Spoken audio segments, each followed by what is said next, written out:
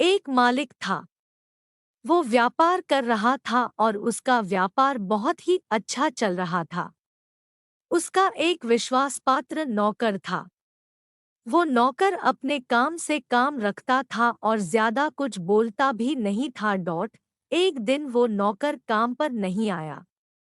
उसके मालिक ने सोचा कि वो पिछले 20 साल से यहाँ पर काम कर रहा है और उसने कभी पगार बढ़ाने की बात भी नहीं की है।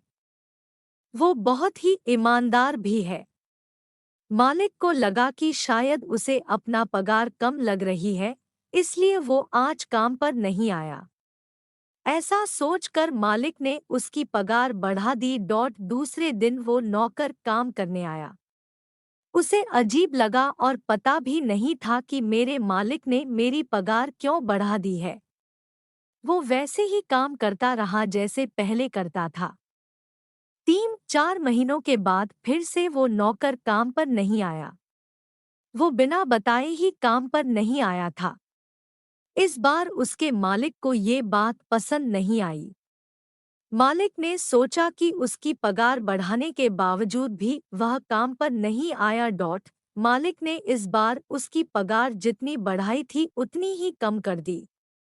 पगार कम करने के दूसरे ही दिन वह काम पर आया। इस बार भी वो वैसे ही काम कर रहा था जैसे वो पहले करता था।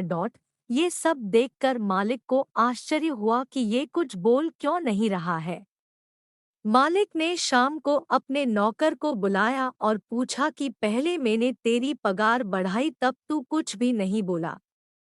मैंने तेरी पगार कम कर दी फिर भी तू क्यों कुछ नहीं बोलता। आखिर बात क्या है? नौकर ने बनी ही शांति से बोला कि मालिक, पहले जब मैं काम पर नहीं आया था तब मेरे घर पर बेटी का जन्म हुआ था।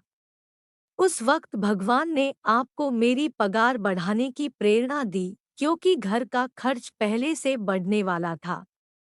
इस वजह से आपने मेरी पगार बढ़ाई थी। दूसरी बार जब मैं काम पर नहीं आया था तब मेरे पिताजी की मृत्यु हो गई थी।